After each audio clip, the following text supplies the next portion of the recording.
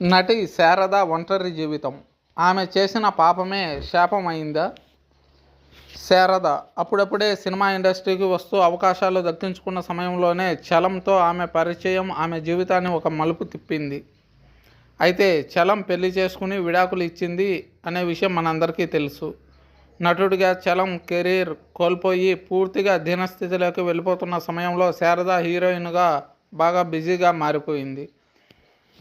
అయితే డబ్బు ఎంతమందికైనా కూడా ఇబ్బందులను తెచ్చిపెట్టగలదు. అలాగే శారద చలం మధ్య కూడా అనేక ఇబ్బందులు వచ్చాయి.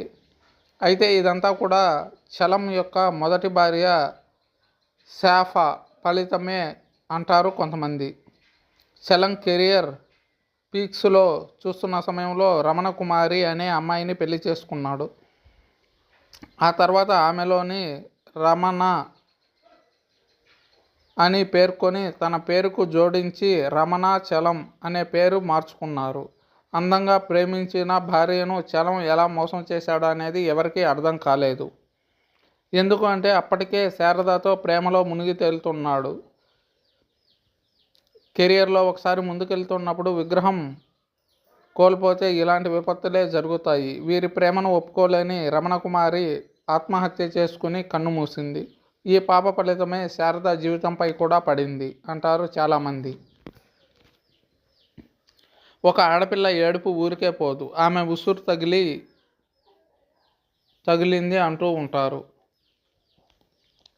అందుకే చలం శారద కూడా సుఖపడలేదు. డబ్బు పోగొట్టుకున్నారు. చలం పూర్తిగా మందుకు బానిస అయ్యాడు. ఆస్తి మొత్తం పోయింది. శారద అతడిని వదిలేసింది. శారదను కూడా చాలానే బాధపెట్టాడు చలం. 1984లో ఇంట్లో చలంని వదిలేసి ఎవరికీ చెప్పకుండా వెళ్ళిపోయి విడాకుల నోటీస్ పంపించి అతని నుంచి విడిపోయింది శారద.